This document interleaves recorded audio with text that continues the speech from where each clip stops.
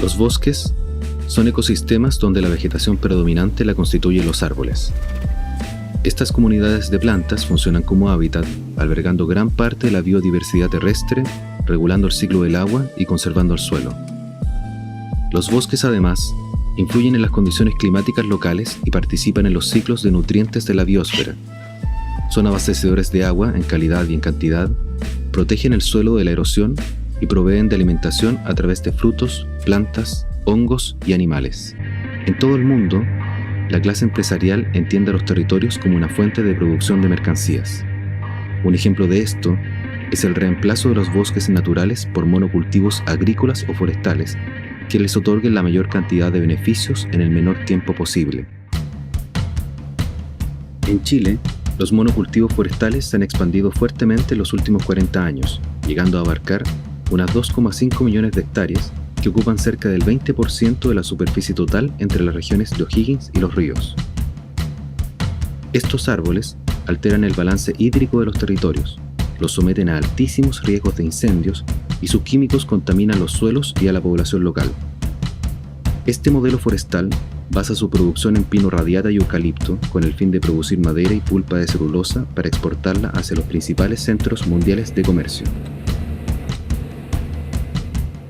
Mientras tanto, el Estado de Chile entiende a los bosques como espacios aislados que no influyen en la vida de la población, buscando que ésta se relacione con ellos de una forma meramente turística y pasiva.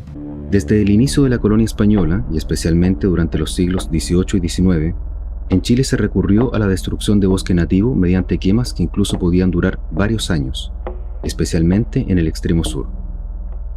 En la zona central, el objetivo era despejar tierras para el monocultivo de cereales como el trigo. Durante una larga época, Chile fue un país exportador de granos, lo que alcanzó su máxima expresión durante la fiebre del oro en California. Posteriormente, esta actividad de monocultivo agrícola decayó, quedando degradadas grandes extensiones de suelos. Posteriormente, durante todo el siglo XX, las plantaciones forestales son fomentadas por el Estado y la Corfo en todo el territorio. Para inicios de 1970, estas ya habían adquirido una expansión que les permitía abastecer el mercado maderero local y 3 plantas de celulosa para la fabricación de papel. En octubre de 1974 se aprobó el decreto 701, firmado por la Junta Militar y los civiles que daban el respaldo técnico. Este calificaba como terrenos de aptitud forestal a las zonas de interés para la industria, sin resguardar los bosques y las tierras agrícolas. Este decreto estableció una bonificación del 75% de los gastos en que los particulares incurriesen al momento de plantar árboles. Este apoyo tenía el propósito de impulsar un negocio que, aunque se venía masificando, no lo había hecho con la intensidad que deseaba el empresariado. Desde ese año, las bonificaciones comenzaron a ser recibidas por quienes poseían grandes extensiones de terreno, buena parte de estos donados por la propia dictadura. Esta medida se justificó afirmando que las plantaciones recuperarían los suelos erosionados. Sin embargo, no solo se forestaron terrenos dañados, sino muchos otros que sostenían extensas franjas de bosque fueron talados o quemados para sustituirlos por monocultivos. De esta forma, entre el río Maule y el Itata se perdió el 67% de su superficie original boscosa. Y entre el Itata y el Mayeco, más de 130.000 hectáreas de bosque nativo fueron sustituidas por plantaciones forestales. La dictadura militar aplicó una política de desindustrialización del país, ¿no? Y favorecer absolutamente entonces el capital comercial financiero. Entonces por eso el empresariado chileno, que se había estado volcando a la industria en la otra democracia, entre el 38 y el 73, con esta operación que realiza Pinochet de imponer el modelo neoliberal, tuvo que reciclarse, tuvo que reconvertirse, ¿no? Entonces una parte de ella se concentró en la producción de los productos de exportación, fruta y vino, Valle Central. Pero en el sur la especialización fue fundamentalmente potenciar la industria maderera que ya estaba instalada, que ya tenía más de medio siglo de desarrollo.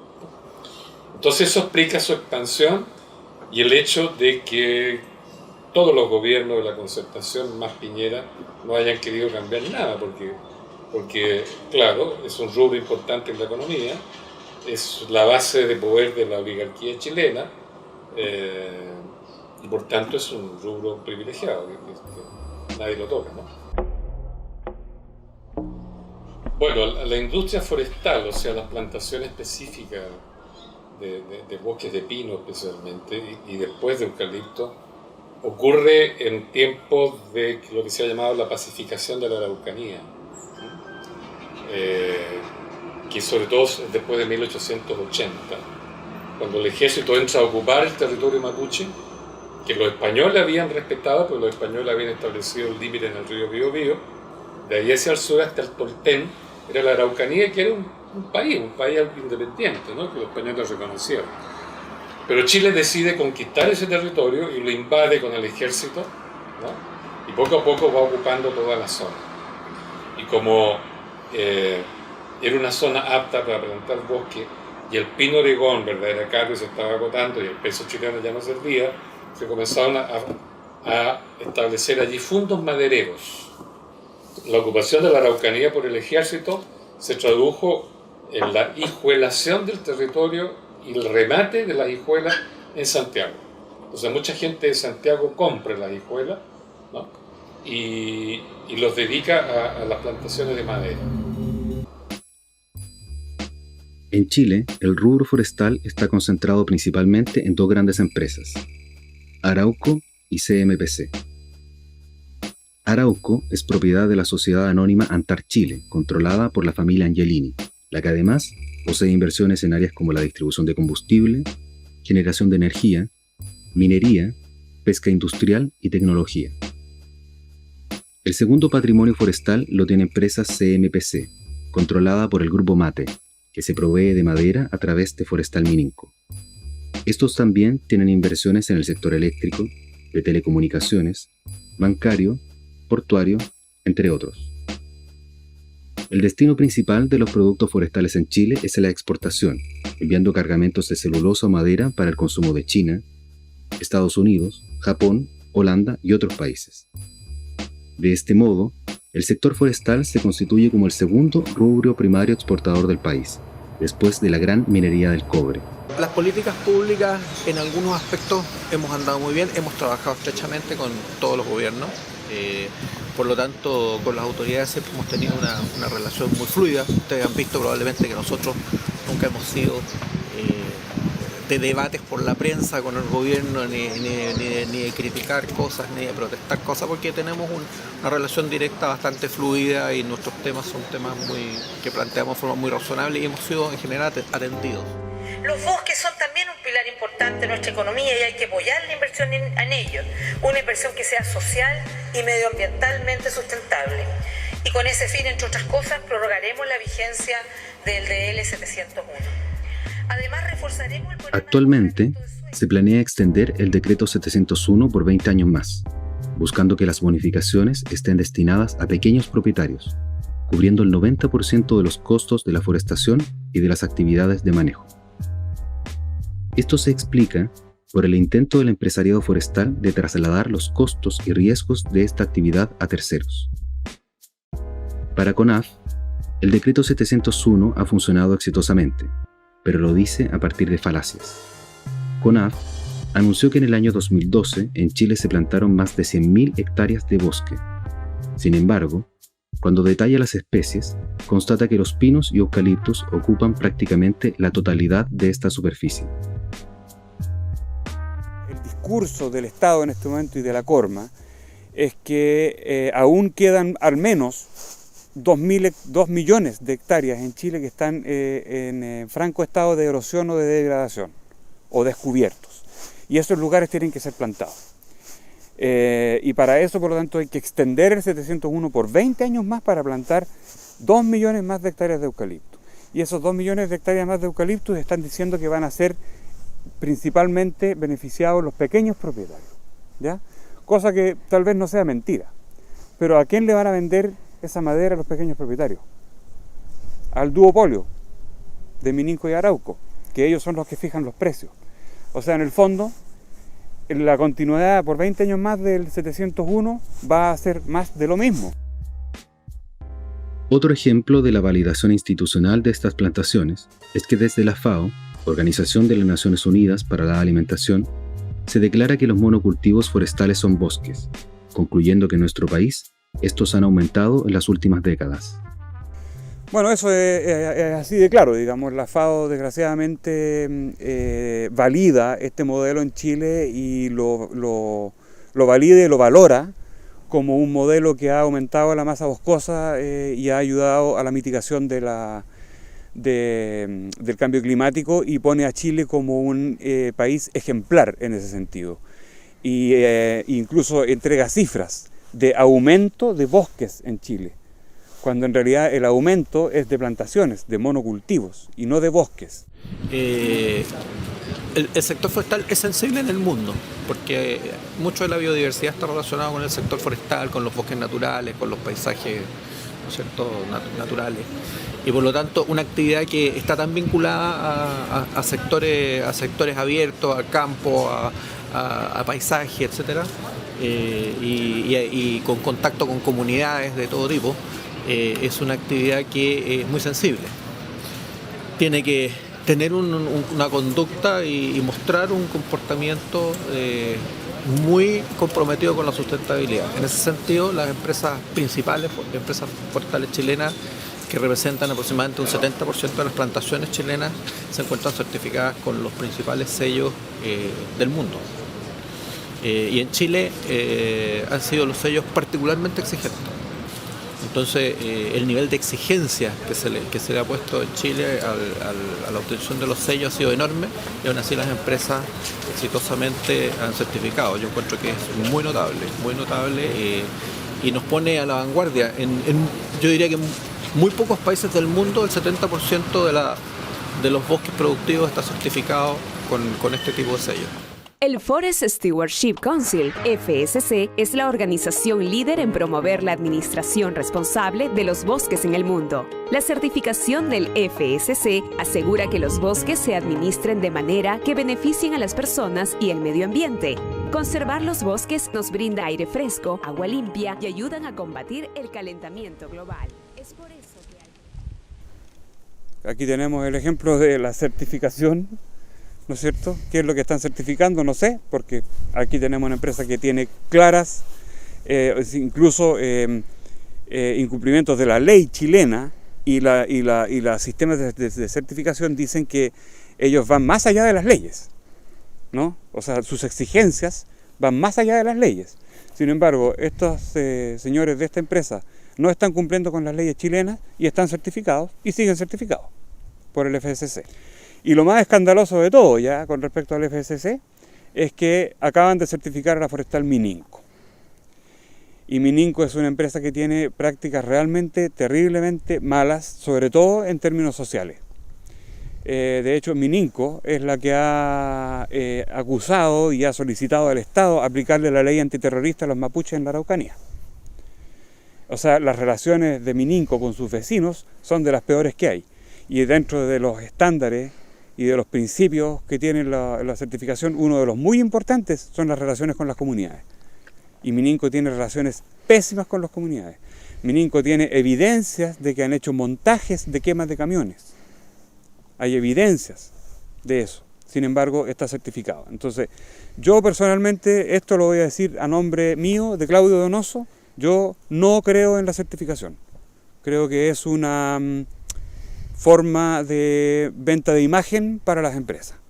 Claro, como el capitalismo chileno no se orientó por el desarrollo industrial, sino que se orientó para la extracción de materias primas y productos primarios, en rigor es un capitalismo extractor, fundamentalmente extractor, ¿no?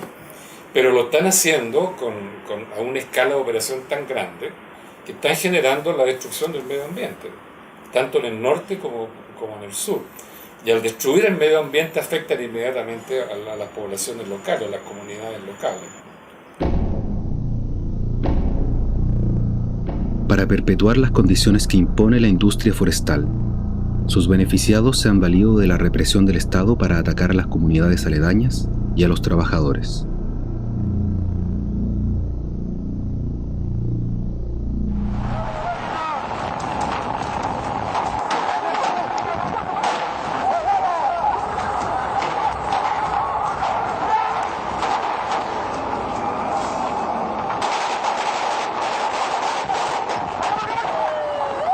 Uno de los hechos que marca con sangre las ganancias del empresariado forestal es el asesinato del obrero Rodrigo Cisterna, el 3 de mayo de 2007, en el contexto de una paralización en que los trabajadores presionaban para conseguir aumentos salariales. Después de su muerte, conquistaron mejoras que no han vuelto a repetirse en posteriores luchas. Y mientras tanto, durante los gobiernos civiles, el pueblo mapuche ha emprendido una lucha por recuperar sus territorios ocupados por empresas forestales y latifundistas, sufriendo la criminalización y represión por parte del Estado y también de empresas de seguridad privada contratadas por las forestales. Creemos que las empresas forestales han sido nuestro enemigo número uno de la comunidad mapuche. Nosotros hemos tenido hermanos presos, ¿no es cierto? Actualmente hay 12 hermanos detenidos en la cárcel de Angol y 2 hermanos están en huelga de hambre. Ha sido por la represión y de alguna manera poder manifestarse en contra de las forestales. El Estado chileno, ¿no es cierto?, tiene un compromiso muy grande con las empresas forestales, donde manda a los carabineros a resguardar su riqueza. Uno no puede hacer nada frente a eso porque uno está armado, pero ellos sí lo vienen a matar, lo vienen a maltratar, lo quitan el agua, lo quitan el agua, lo quitan la tierra y por eso no tenemos nada, somos pobres. Las empresas forestales sí o sí tienen que irse de nuestro Walmart. Eso está implantado aquí en el territorio y tienen que hacerlo. Actualmente, los terrenos de propiedad de estas corporaciones sufren una grave erosión. Su sequedad los pone en peligro de incendios y su carácter de monocultivo los arriesga al ataque de plagas. Los cambios climáticos causados por la actividad industrial global, en conjunto con la fuerte influencia que ejercen los monocultivos sobre los territorios, están provocando una escasez hídrica que afecta a todas las comunas que soportan plantaciones forestales. Algunas autoridades han expresado la necesidad de contar con pozos profundos y comprar más camiones aljibe, pero esto no resolverá el problema, porque no busca remediar el origen de este.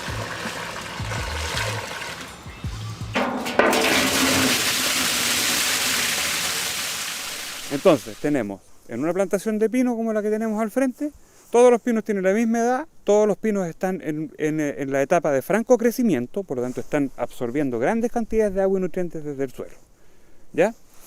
En cambio, en el bosque nativo tenemos una alta diversidad de especies. Y en un bosque nativo, aparte de que tenemos distintas especies, tenemos distintas edades también dentro de las mismas especies o de las diferentes especies, ¿no es cierto? Hay algunas plantas que son más jóvenes y que están en franco crecimiento, que están absorbiendo más cantidad de agua. Pero también hay árboles grandes, senescentes, ya maduros, y esos árboles prácticamente ya no están absorbiendo agua. Entonces, la cantidad de absorción de agua y nutrientes que hay en un bosque nativo es muy inferior, digamos, a la que hay en una plantación. Bueno, nosotros tenemos acá una vertiente, ¿ya?, que queda arriba en un cerro donde hay una forestal, ¿ya? Ellos plantaron eucalipto y por culpa de esa plantación nosotros estamos sin agua hace ya más de 2 años. El fenómeno del cambio climático ha alterado las condiciones que habíamos conocido. Y yo he dicho muchas veces, la sequía que hemos visto ya no es una emergencia, llegó para quedarse. Es probable que deje de ser un fenómeno episódico, que sea una característica climática de los próximos años, y así tenemos que enfrentarlo.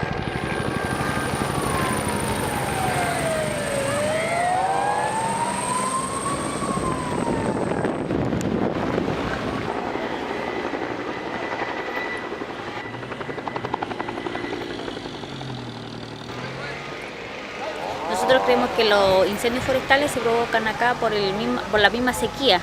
Las sequías que hay y hace que se produzcan incendios y que no se puedan combatir tan fácil. Los monocultivos de pinos y eucaliptos han propiciado la ocurrencia y propagación de incendios en las zonas donde se emplazan. La sequedad de los terrenos y lo combustible de los monocultivos son factores preponderantes. En cuanto al pino, sus resinas contienen altas cantidades de trementina, lo que constituye un poderoso propagador del fuego. Estos factores se suman a las nulas medidas de resguardo de las plantaciones forestales en Chile. Los cortafuegos que presentan las plantaciones de nuestros territorios poco sirven para contener los incendios, ya que estos no son más anchos que lo suficiente para el tránsito de los camiones que realizan las faenas.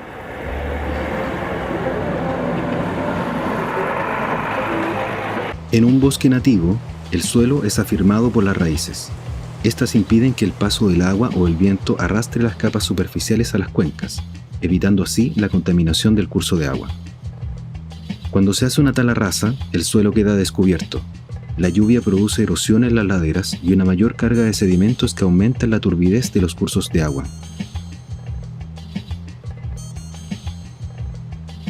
Se calcula que en una pendiente de 30 grados de inclinación pueden perderse hasta 21 toneladas de sedimento por hectárea durante la temporada de lluvias. La erosión tiene repercusiones en la pérdida de fertilidad del suelo. Muestra de ello es que los terrenos que han soportado sucesivas rotaciones de plantaciones forestales han quedado severamente dañados. Además, este fenómeno presenta riesgos directos en la población aledaña a las pendientes, ya que el deslizamiento de tierra puede sepultarlos en un aluvión. Además, acaban de plantar nuevamente otra vez los pinos. Los pinos van a empezar a crecer, son todos de la misma edad, son todos de rápido crecimiento, por lo tanto van a empezar a chupar la poca agua que pueda haber para poder crecer rápido. Y después en 10, 12 años más va a venir otra cosecha y nuevamente lo mismo, hasta que aquí no va a quedar suelo. Y cuando no quede suelo, estos señores se van a ir a buscar otros lugares donde puedan plantar para poder seguir alimentando su negocio, que es tremendamente lucrativo y que además es subsidiado por el Estado de Chile, o sea, por todos nosotros. Y que además es subsidiado por el Estado de Chile, o sea, por todos nosotros. Bueno, se habla de que más o menos ya la sexta rotación ya el suelo está tan degradado que ya la siguiente plantación ya no debería rendir lo mismo, por lo tanto ya en una séptima rotación probablemente la empresa diría ya no más en este lugar. Y obviamente deja ese lugar absolutamente muerto, o sea, ya ahí no puedes hacer nada.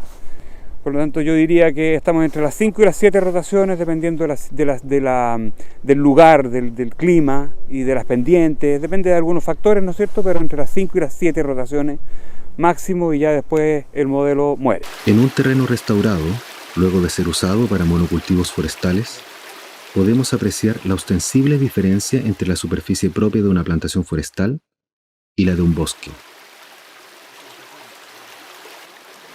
Como aquí hay bosque y se ha ido formando esta capa orgánica, ustedes se dan cuenta que este suelo no es rojo, es un color negro rojizo, pero es una tierra que es tiene mucho más nutrientes, es mucho más rica, digamos, que el suelo arcilloso que podemos encontrar en otras partes de esta zona. Ahora, obviamente, si nosotros eliminamos el bosque, toda esta materia orgánica se va a empezar a ir al agua y vamos a terminar teniendo el suelo arcilloso que está más abajo y más abajo la roca, ¿no es cierto? Así que aquí está la evidencia, digamos, de cómo la permanencia de un bosque, la conservación de un bosque va generando un suelo de rica calidad, un suelo rico en nutrientes. Bueno, aquí tenemos una vertiente que viene bajando, por supuesto, del mismo bosque nativo que hemos estado viendo, ¿no es cierto? Un bosque nativo en buen estado de conservación. Y aquí les quiero mostrar la calidad del agua que provee esta vertiente, ¿no es cierto? O sea, del agua que provee en el fondo el bosque nativo. Por eso la conservación del bosque nativo tiene que ver con la disponibilidad de agua de calidad. Y eso es, y aquí está la demostración, ¿no es cierto?, clarísima, de un agua pura, cristalina y absolutamente potable. Salud. Y de esta agua llevamos tomando 25 años.